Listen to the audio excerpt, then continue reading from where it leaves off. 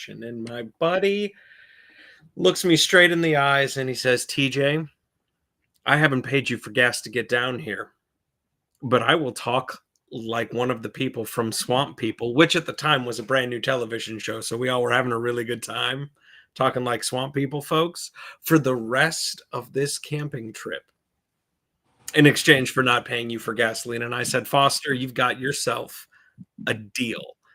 And for the next 3 days, Foster Gowdy spoke like he was one of the Swamp People to every person he encountered on the river. And it was quite the weekend. TJ, we went live.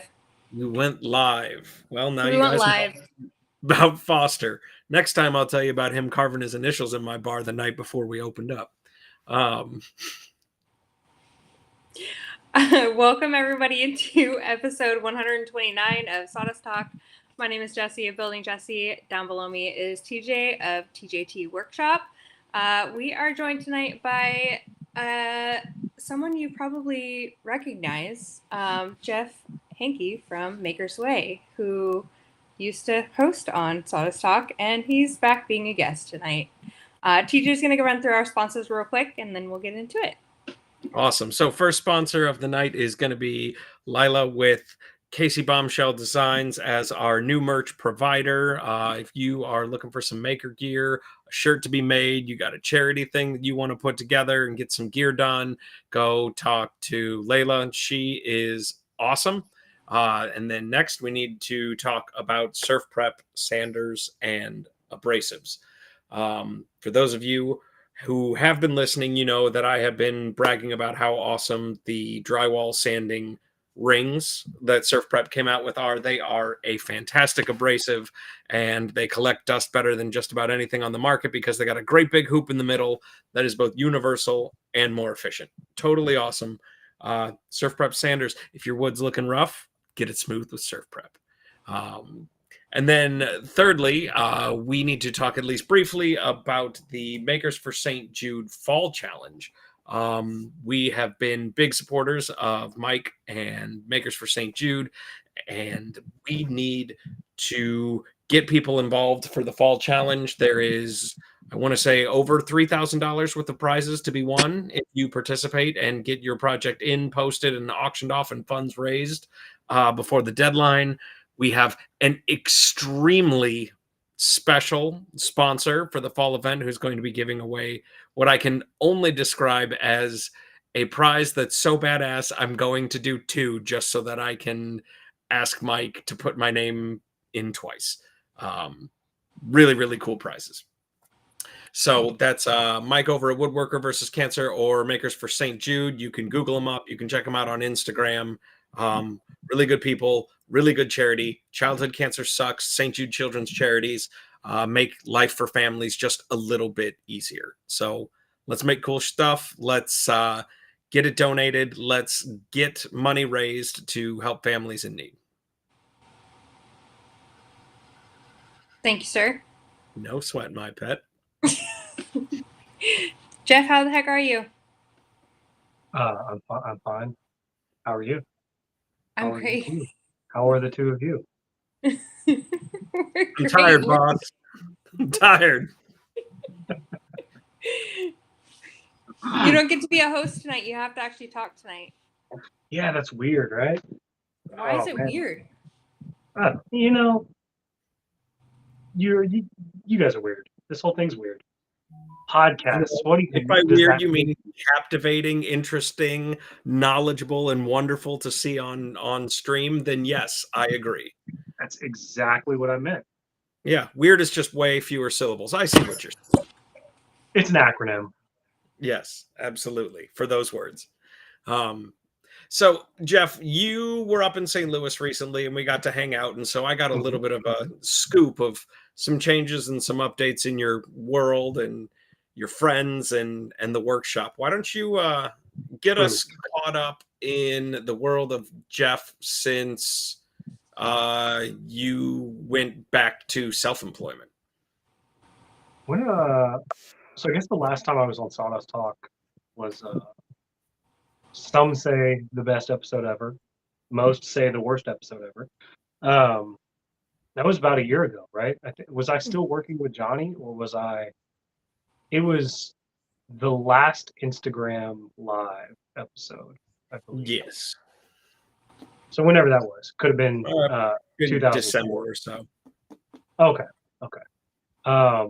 Yeah, I've just been in my shop, building furniture. In January, one of my best buds was he was working at a brewery. He didn't really like it, so he started working with me part time. Uh, he's full time, but he works part time now. Um, it's been since February, right before Workbench Con. Uh, he's not extremely knowledgeable about woodworking, but he's good at learning. He actually worked for me 2 other times before, so I don't like saying he's working for me now. We're working together. I don't like employees for tax reasons and other reasons. But it's fun. It's super nice to have somebody else in the shop. So I'm not just sitting there staring at the wall or my phone.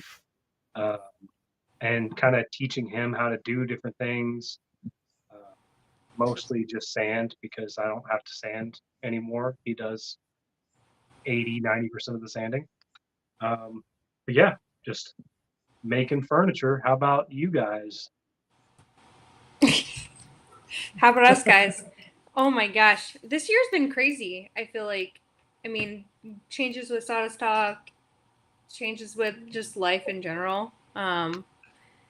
We went on a trip. Well, I went on a trip to California. TJ Oh wasn't yeah. part of that, but TJ did come to Workbench Con this year. So the trip to California, that you're referring to the surf prep meetup. Yep. How would you rate that compared to some of the meetups that people are, and be brutally honest, compared to like Workbench Con and Maker Camp, as far as like knowledge, things you learn, uh, being able to interact with people, and expense wise, was it worth the trip? All those things. Let me just hear every bit of information about it, because I'm debating. I don't really have any involvement with surf prep, but I know a lot of people that go there, or that went this year, and it looked kind of like more fun than Workbench Con comparatively to the price.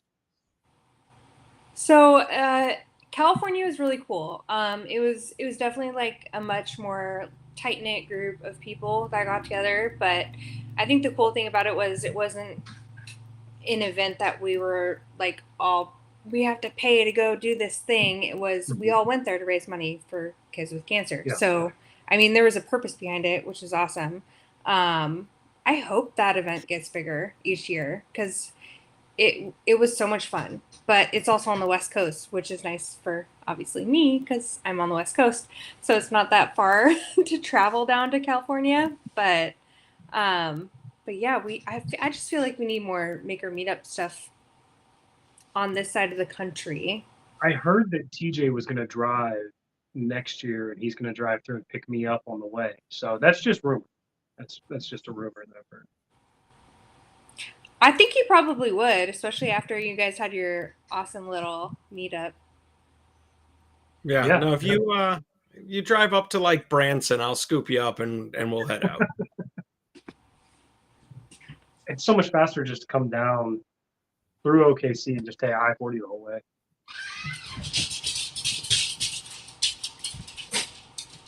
That is the most interesting noise I've heard in a week. Yeah, when you walked, it sounded really weird, Jesse.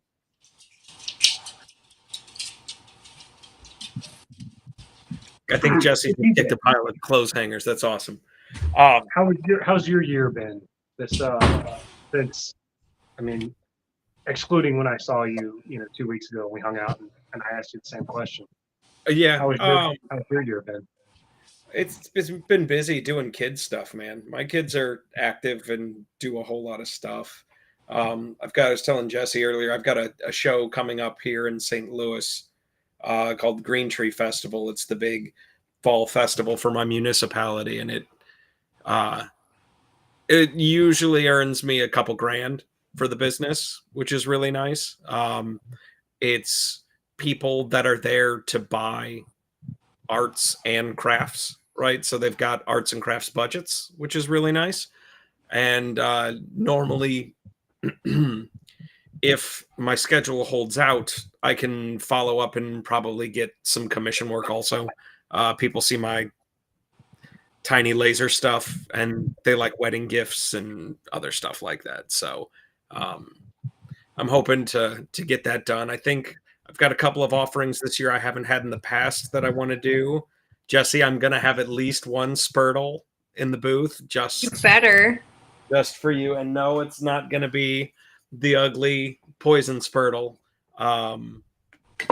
But we'll get some Spurtles in there. French rolling pins are gonna be in the booth this year.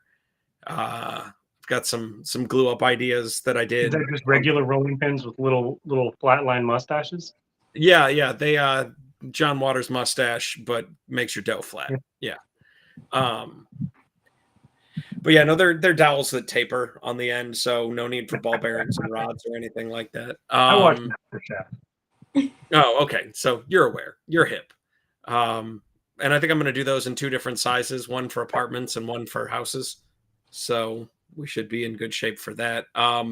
Spatulas and maybe spoons are in the works, which is kind of fun.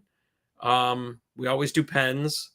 Pens usually do really well. Spinning tops do really well, and then bowls and platters is kind of the plan. So, yeah, we will see. What lathe do you primarily use? Don't you have a couple? So both of my lathes are Laguna technically. So I've got a Laguna 1216, which was my first lathe. And it's got every single farkle and expansion and doodad and that you can get for it. And that one works really well for spindle stuff. But I got a screaming deal from a local gentleman who made a warranty claim on his headstock for a Laguna 1524. And so that's got 1.5 horsepower instead of the 1 horsepower that my lathe has.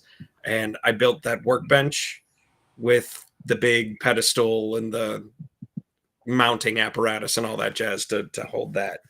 And that lathe doesn't have a tailstock, so it's bowls and platters only. But it's got a lot of chooch behind it, and it's a lot of fun because Is that what it's have the rotating headstock? It does not. So the bottom of the headstock on the 1524 is dovetailed into the lathe bed so that you can move it, and there's a few thousandths of play just so that it can slide back and forth. But it's not designed to turn sideways. It'll slide to the end of the bed. But I have no lathe bed on that lathe also. So my workpiece just floats in the air, and then my tool rest is actually on an articulating arm, and I can move it around and get to where I need to get. It all sounds scary to me. Yeah, I have the Harbor Freight with the tilting head or the rotating headstock. Yeah, is that the bigger one of the two? It's the 1432 6. or whatever. Yeah. No, It's not bad. It's I a don't good like 1 the horsepower lowest lathe. speed. Lowest speed is way too fast. Yes. I'm gonna do a mod where you put a treadmill motor on it. So I've been playing with treadmill motors. So I'm gonna go ahead and do that, see how it works, and then the 3/4 horsepower from that I can put on my bandsaw, which I've already put like 3 different motors on, going from like a quarter to a third to a half, and now I'll be stepping it up to a 3/4. So, and so this is your ancient craftsman bandsaw that's got like 4 inches of throat, but you're going to run a 2 horsepower motor in it. I can resaw 6, just over 6. Okay, It's a solid 6. said she. On that Yeah. note, I don't typically look at Instagram live chat, but I am looking at it right now, and it's Oh, we're live? yeah, Instagram and YouTube. But the Instagram live is just the chat is really funny tonight, and I don't usually watch it, but yeah, something about Jeff turned his own stripper pole. Uh-huh. True. Something about twisters. A couple things Zach said that I'm not going to Movie? repeat. You guys want to hear a fun fact about the Twister movie franchise? Sure. Yes, please.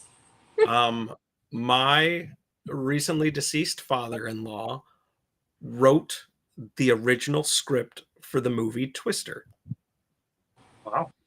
and Really? submitted it to a contest. And then Hollywood stole it and turned it into a Spielberg movie. Sounds about right.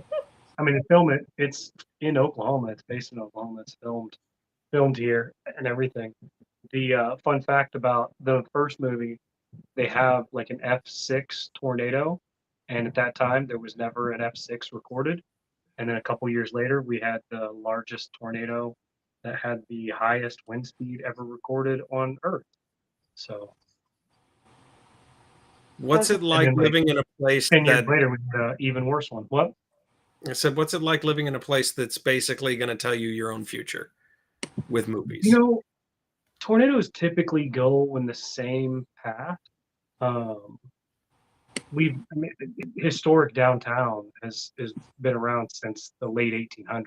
You know, Oklahoma got statehood under Theodore Roosevelt in 1907, and we have buildings that have been up since we started. You know, they don't hit that area. I mean, knock on wood. I live in the hood, though. Tornadoes are afraid to come here. So, does your Meth and portion of crack Oklahoma flying that around them. What? does your portion of Oklahoma have houses on slabs and then everybody has hidey holes in the backyard? Yes and no. I mean, we have some. So Oklahoma, almost all the land is on like hard red clay. Um, so it's tough. It was tough for so long to have any kind of storm shelter or basements. There's a lot of basements in historic houses. All of them flood. Everybody has a sump pump down there. You can almost. I mean, I've been in hundreds of historic homes, and I think I've seen maybe 3 that have furnished basements that are not all fucked up. So, but I don't know. It's now most people get them put in when they're getting their house built. But yeah, you can get your storm shelter in your garage or in the backyard. So if I where I live, I would want it in the garage. That way, crackheads don't get in there and sleep or set up camp there. I was just gonna say, what about in the hood? But you just There's answered that question. Not a lot of storm Are there a shelters in lot the of stories of hood. vagrants finding people's hidey holes and camping out? Oh yeah. Oh, so Alec, who TJ met, my buddy who works with me. He lived in a historic neighborhood, Paseo Arts District, and he had a big porch, and he had like a couch out there that you could sit on while we're hanging out. It's right off a fairly main road. Just people watch all day. Um, he woke up multiple times, and there was people like crackheads sleeping on his couch on his porch. He's like, "Get the fuck off my porch!" It's great. Those are the best stories. And his isn't even the hood by any means. Like the Paseo is a cool. It's similar to where your brewery is. Oh, okay. But yeah, I mean, just there's a lot of homeless, and I'm here today, so we're gonna solve the homeless crisis in America. Let's talk politics. Absolutely not. And that wraps up our show for tonight. So, Jeff, I want to talk a little bit about TV consoles because that is a primary furniture item that I know that you list. Mhm. Does it Yep. still exist as sort of one of your main money makers? Yes and no. I mean, obviously the markup on tables, dining tables, is better. Uh, I I started building credenzas because I just needed one and was struggling to find out what I was going to do for work when I got fucked over by my former business partners um, at the end of COVID or at the beginning of COVID.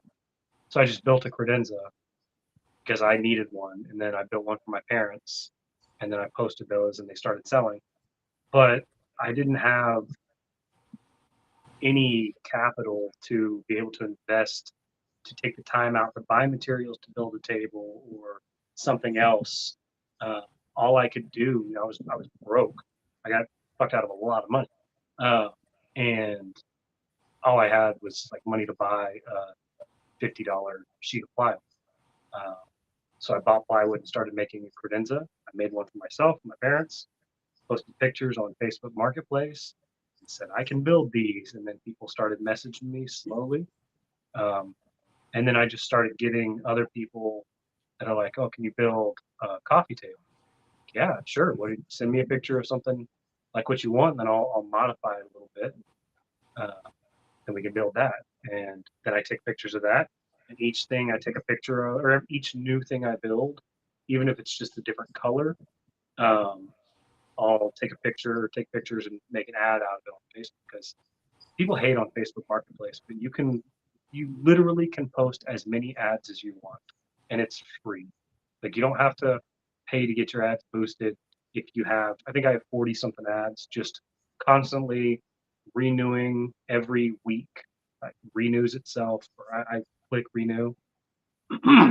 But yeah, just most of the things I built are. Sometimes I ask customers if I can have artistic freedom. I give them a little discount, and then I build something a little bit different, and I can take pictures of that, make a new ad. Um, my goal is to bring customers from Facebook, and each one of my ads says, I build custom furniture. Uh, if you want something like this or a completely different style, message me. Also, check out my Instagram and my website. So, the only place I think my email is on my website.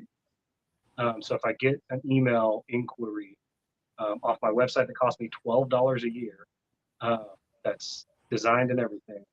Uh, if I get an email, I know it's from the website, so I know what kind of they took that extra step from Facebook. So they went from Facebook to my website, look through my website to the bottom of the page where my email is, so I know how invested they are. If they go to my Instagram, then I know that they kind of know more of my personality and they see more content, even though I post like once a month on a good month.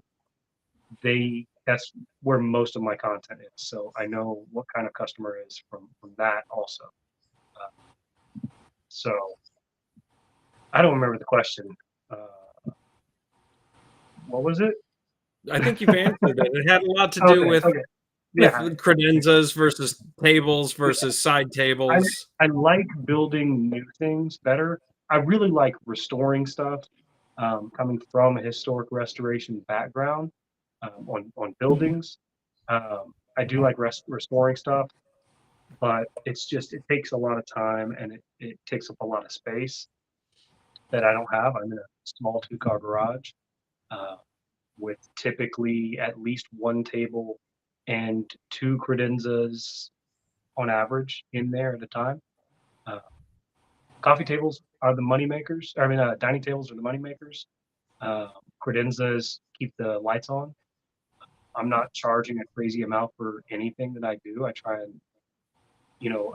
and think of the customers in my shoes. We have enough money to pay the bills, but we're not banking. So, You can go to somebody who charges a crazy amount for MDF, or somebody who just, I just want to make stuff and pay my bills and have a little extra cash. So, but dining tables are typically higher markup, and then credenzas and the other stuff let me kind of play around with them a little bit more. There's so much more you can do with like a credenza than most dining tables, because a lot of people just want like a pretty standard, just cylindrical base. It took me forever. I made one with like a diagonal negative space. It took me a solid year to talk somebody into letting me build that one. And I was like, Really? I really want to build it. I think it's cool. It's just it's simple enough. It's so simple, like basic looking. It doesn't look like anything wild, but like it's kind of you take a second look at it and you're like, oh shit, there's like a negative space in the center of that. So I don't know, it took me a solid year at least to get somebody to let me build that for them.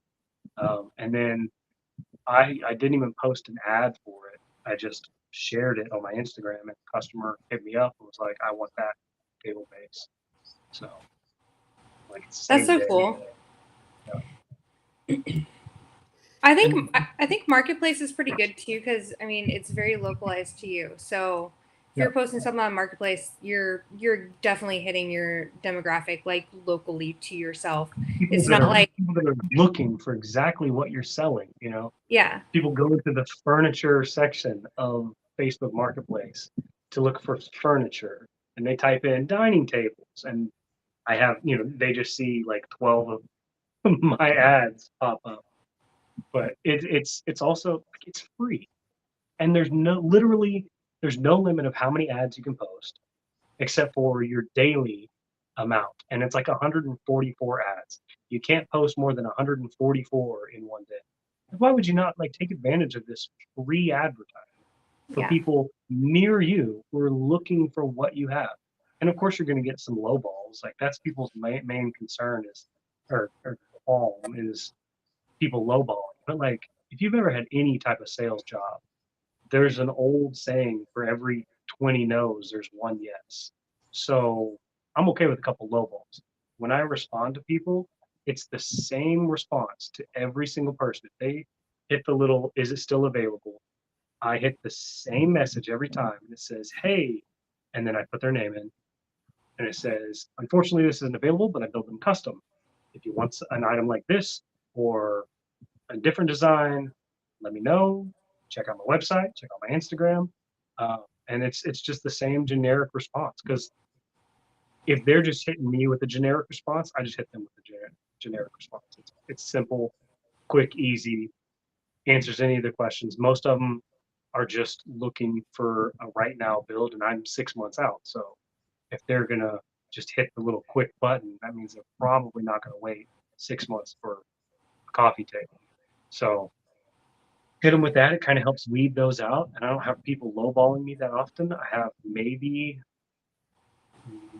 one a week out of probably 50 messages a week.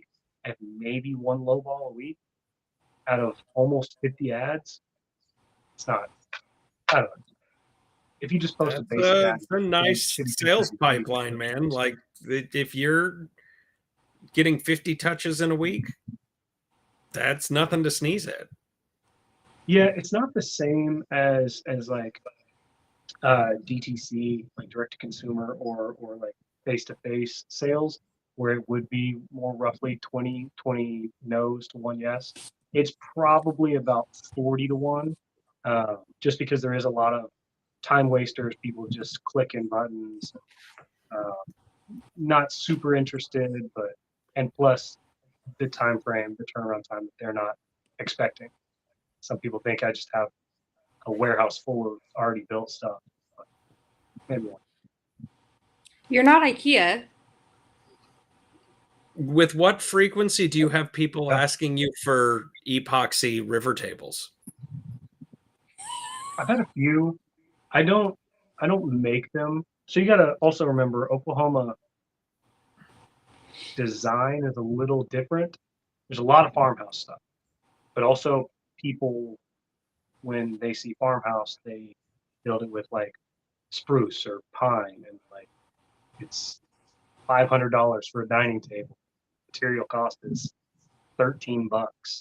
Uh, so we do have a lot of that. I don't want to build with pine. Uh, I build with radiata pine sheet goods because you can just glue it up and it'll stay in the same place. Um, and it's such a cheap credenza. It's $50 material, and turn around and turn it into a little box. Put some little teeny doors on it. You know, people buy it, put their TV on it, and it never moves. Um, but the design wise, like you get a lot of farmhouse. I honestly don't think the river tables has hit Oklahoma yet, uh, because I mean it has, but I don't think people like probably in a couple of years people are going to start asking for it, which is way behind the rest of the country. That's unless it's a very nice, well done river table, people don't really care about now. There's not too many neon green or bright blue river tables on sale in Marketplace anymore. Maybe it'll just like fly over you and you won't ever have to deal with Yeah, it. maybe. I mean, I've had a couple people ask, but as soon as I give them the price, like they don't have any interest at all because you got to get the slab. And like here, I know a couple people that have slabs, uh, uh, uh, individuals that I can buy them from. But then I got to get it dried because there's not that many options for dried slabs here. And then when for some reason people think just a basic ass slab is worth so much money when it's like that's just the part that they just didn't cut it up for actual lumber. Like it's not burl, there's no cool grain patterns or anything. It's just a regular fucking slab. Nobody wants that. And you want $1,000. It's ridiculous. There is places like with Johnny Builds, we go to Vintage Reclaim Lumber. They every time I talk to them, they seem pretty cool. Uh, they're not outrageous on prices, uh, but yeah, I don't. Slabs are different than conventional lumber. I just don't really have much interest. I mean, I have a couple ideas of things I want to build, but if a customer hit me up, I don't have the experience with it to venture out too far into something crazy. People also don't realize how much epoxy costs. When you're like, I'm gonna fill this I don't have table. any. I don't have any sponsorships or any hookups on any epoxy, so that's all out of pocket. They don't want to pay those prices. Speaking Yeah. of brands that we work with, do you want to talk to us about Rustic Lumber?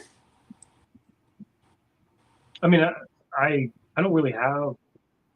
I have like a friendship with Rustic Lumber. I don't really. Um, I have like a code that you can get a discount with. That's great stuff. I've used Rubio for a long time. Uh, most credenzas I spray polyurethane just because it's a lot quicker and easier. But Rustic Lumber is great. I mean, I use it on all my tables. It's a solid fucking product. It's just as good as Rubio. And Rubio, me and Zach Double K's probably instrument. We've been talking about like Rubio last year or 2 years ago. It seems different.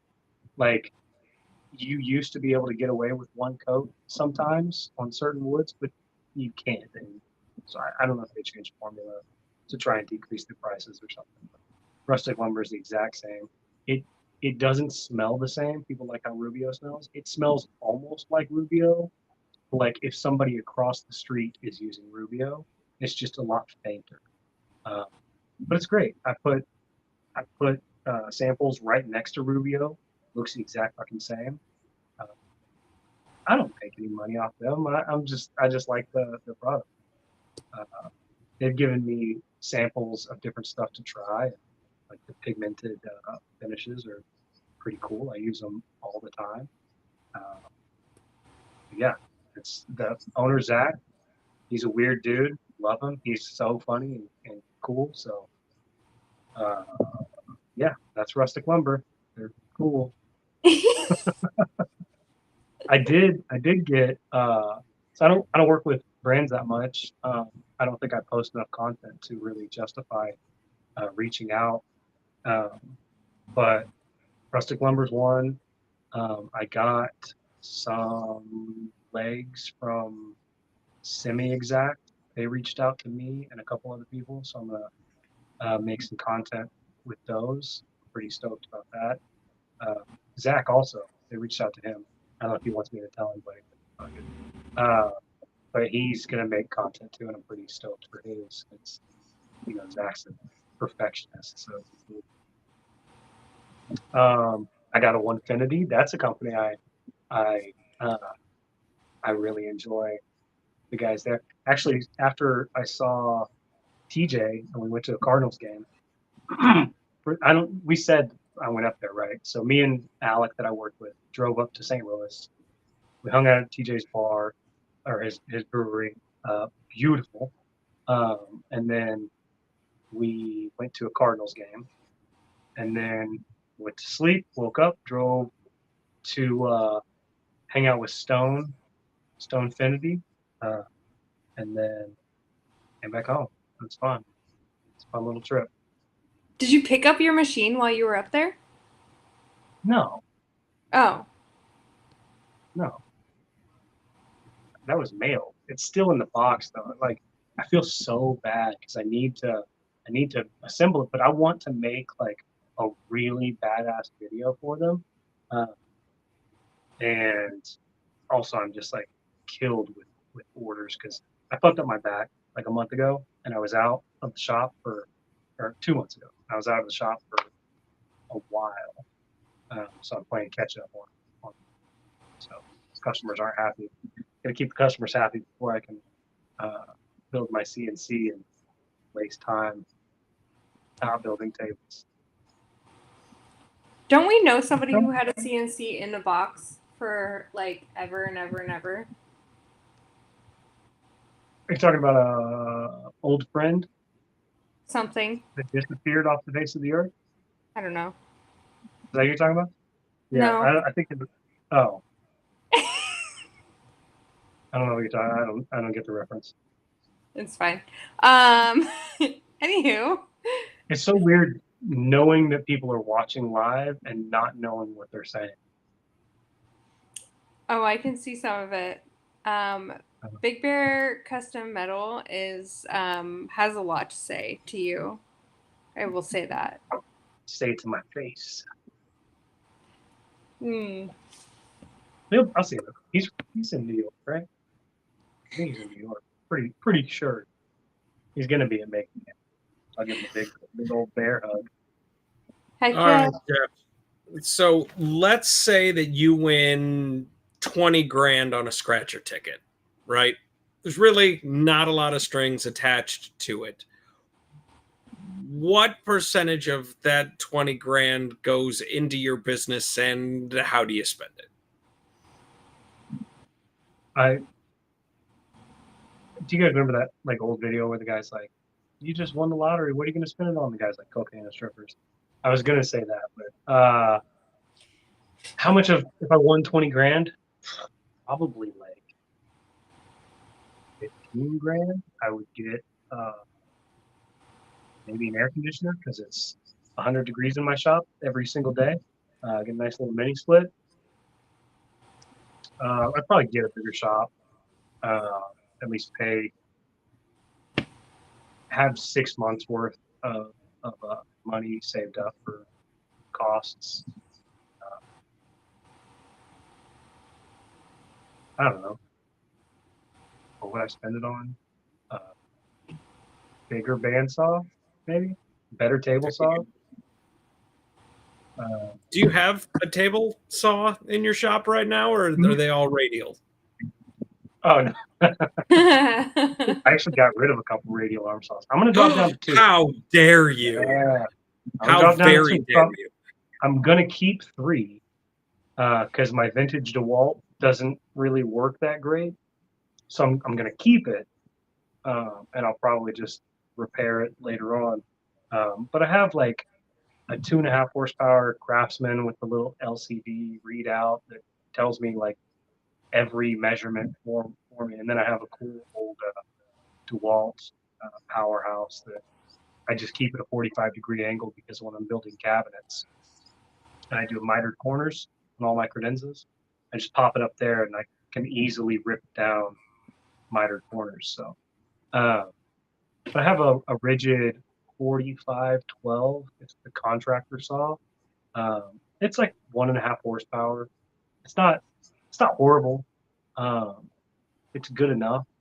I've had it since before I started actually doing woodworking. I just bought it because I was in historic restoration and sometimes I was going home and doing work at my house instead of using all the tools at the shop. The shop had like cool old school like uh, Grizzly and Jet and like old like 70s style. Uh, I can't even think of it's like the weird off yellow brand now. Powermatic. Powermatic, yeah. Old school like 1970s Powermatics, like cool shit. Uh, but yeah, I have a few radial arm saws that I'm gonna give away on Facebook Marketplace because they're like worth $25. Uh, just keep it down to 2, like a normal human. Nobody needs more than 2 radial arm saws. Are you getting rid of any of them that can handle a dado stack? Yeah. You want one? Oh dear. Maybe you have to bring that up when you come up for hockey season. Sounds like a plan. Yeah, I have an old Ryobi with a really. I mean, you could put like a 1-inch dado on it. It doesn't have a guard on it, so I just made like a really shitty plywood guard when I first got it, and I didn't know anything about woodworking. It's lasted, so you might want to rebuild it. Yeah, we'll get the plasma cutter out. We'll make something out of steel. No biggie. That's probably smarter. Yeah. Oh my goodness. Well, This is so. Nobody wants to listen to me just ramble on with my ADD, just fucking saying randomness. No, Yeah, but I'm Jeff, sorry for the worst. you are much episode. like Corona's most interesting man. You're one of the most interesting woodworkers I've ever met. And I only Corona? say that. You only say I that don't because I'm know. here. Dos Equis, Coronas, I can't remember who. Maybe it was Dos Equis. I think people Those are like to people- listen to you talk, Jeff, because you're like the quiet one. Like you're like the elusive Instagrammer that you post really cool stuff, but like only I'm like a sometimes. mystery. So you're I'm like like the a mystery, mystery. and people are like, "Oh my gosh!" And I so like when you how start we- talking, they're like, We both "Yeah, went like this. we actually get to know this guy. This is amazing." Yeah, I'm an open book. I just I'm not quiet. I'm quiet when you first meet me, but nobody ever remembers the first moment they meet me. Then they're like, this guy is out of fucking control. He's weird. That's why I'm I pretty keep my sure. buddy Alec around. Alec is just like me, but like legit chill all the time.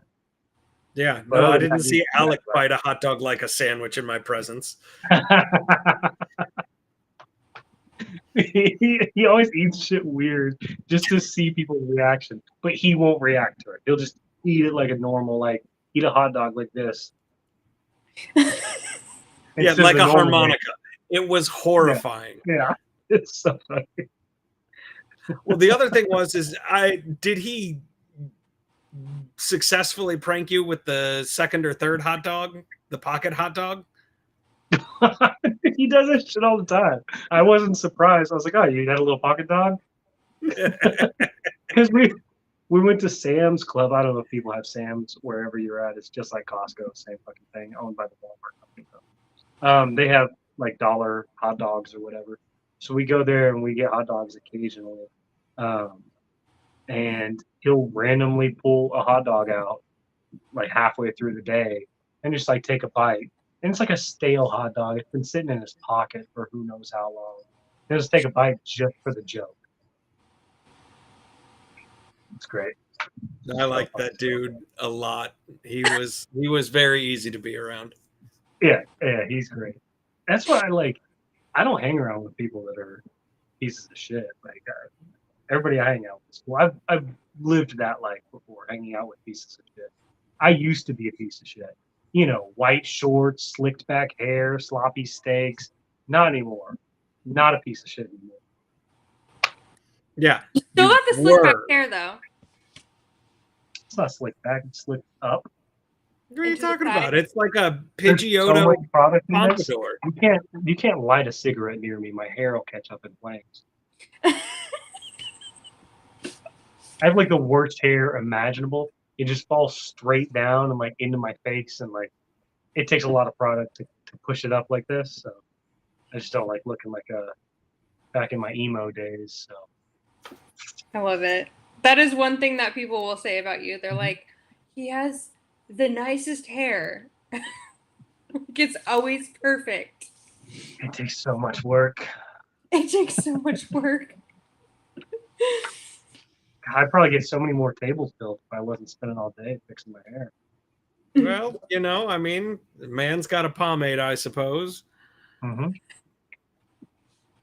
So, Jeff, what is a project that you wish somebody would commission from you? I don't know. I used to have different like ideas. I have honestly my favorite is when I've had people that are just like surprise me. I want a desk this size. Surprise me. I built a desk. I took pictures. I think I posted pictures of it. A little L-shaped desk. It was heavily influenced by Four Eyes Furniture. It's like very heavily influenced by it. But they wanted a desk similar to that, and I was like, yeah, hell yeah, this is the style I want to build. But I've had a few people that have been like, just these are the needs. I need it to be this size, and I want it to be this species of wood. The rest is up to you. So those are my favorite. I wish more people would give me more artistic freedom.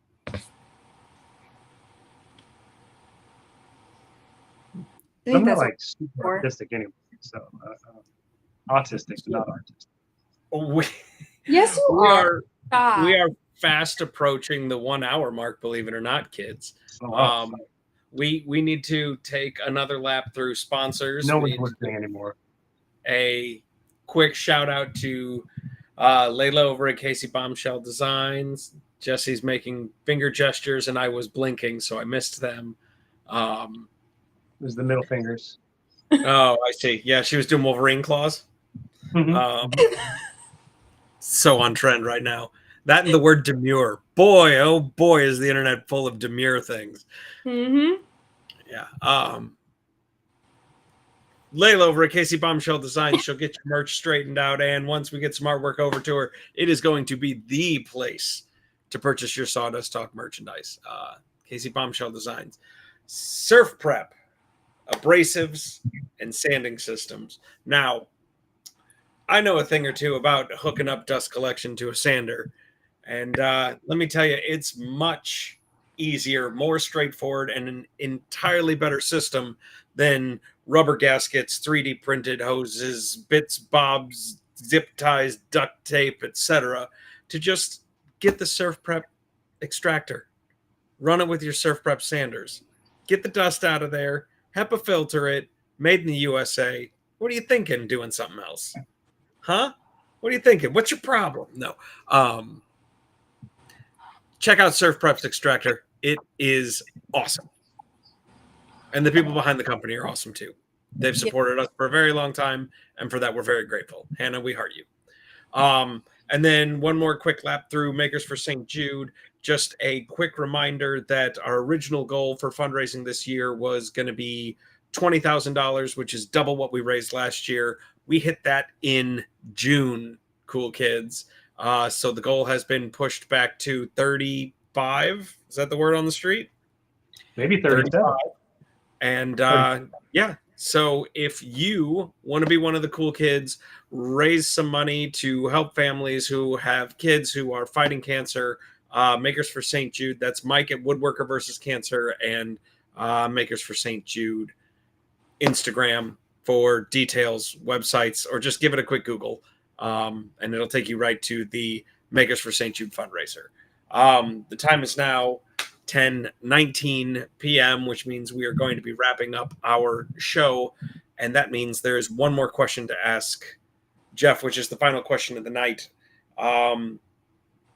Jeff, we have a lot of listeners on various platforms, and at the end of every episode, I really like it when our guests give words of wisdom, a thought, something that provokes them to get out of bed, something that can get our listeners excited to kick open their shop doors, go grab a tool, make a mess, get awesome, start a project, or face their fears. What kind of ideas would you like to share with our listeners tonight? So I joined Sawdust Talk. I was the first guest host on like the third episode. Then they decided to bring more hosts on, and obviously I enjoyed it, so I jumped on, and as did TJ. We've been there since the pretty much the beginning. And every time I would host with TJ, he would ask the same question at the end. And it's so good. And he still, to this day, asks the same question. Inspirational. And I was fully prepared for him to ask this question. Because every time I've been on, I don't know, it's like 17 times now, he asks me the question. And I still didn't prepare for it. You had an hour. No, a whole hour.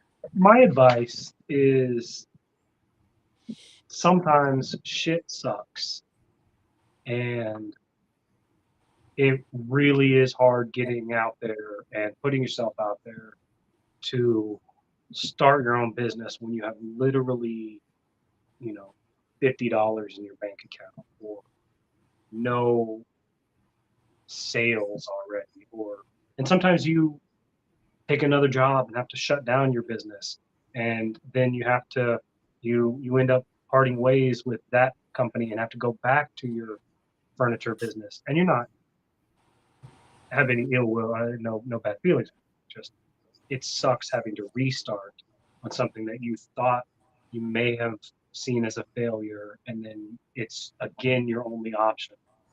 You got to do shit that scares you. You have to prepare yourself for that. Don't just jump into shit that scares you. That's idiotic.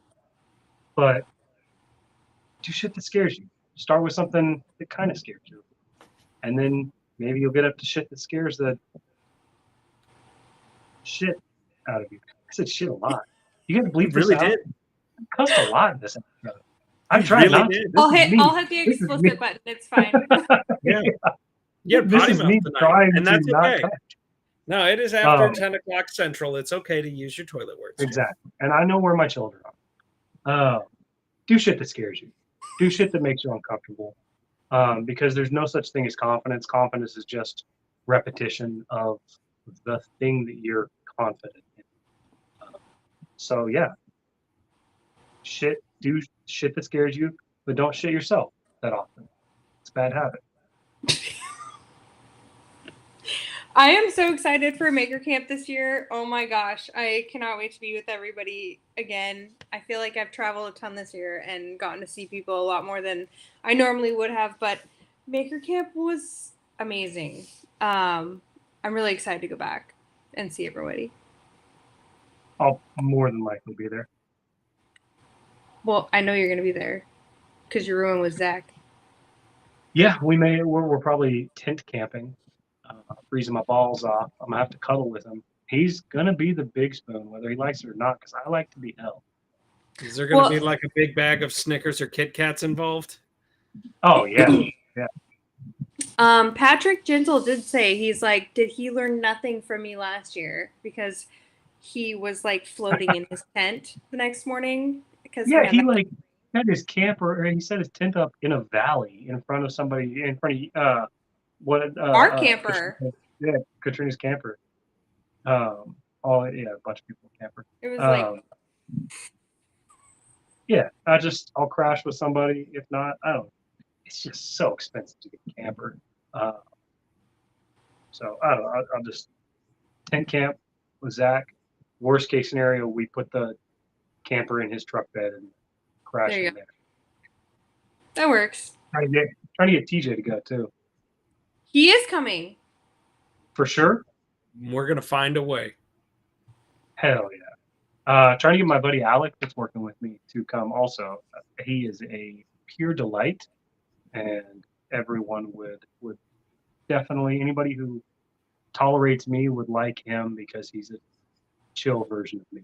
So We'll just be waiting for him to pull a hot dog out of his pocket. it'll happen. Yeah, Maybe no, not that's some inevitable. kind of food. He may pull like a bowl of cereal out of his shirt pocket. Who knows? He's a fucking magician. Ah, yes, that's to be great. magician frequently, such a life you lead. I I'll love just it. like look around and he'll like put random shit. Like all the lumber that I buy has my name written on it because the lumber yard sets all my shit to the side. And there's like random, he like cut off the end piece that says Jeff Hinkie, and like there's one above the door just sitting there that I didn't notice for who knows how long. He just does that shit all the time. It's like the most harmless pranks imaginable, and that's my type of prank. Harmless pranks. Oh, I love it. That is absolutely wonderful. All right, cool kids. I think we're probably going to have to call that a wrap for this week. I'm TJ with TJT Workshop. Who's this up here? I'm Jesse from Building Jesse. Who's this over here? And I'm TJ with TJT Workshop. Okay, Jeff so both Hanky from Make TJs. Way, thank you so much for coming on tonight. We appreciate Thanks, you. guys. You're always a hoot, and I mean, I'm like, thanks for being a guest, but you're like a host too. You know So what? And thanks you guys. Thanks you guys for hosting and being good hosts. I think you guys are killing it. And also thanks to all the people listening, if they're still listening. Probably not. There's probably 3 people watching live because they're like, oh shit, it's Jeff, Skip. But thanks to you guys. thank you. Appreciate that. All right, we will see you guys next week. Same bat time, same bat channel. Au revoir.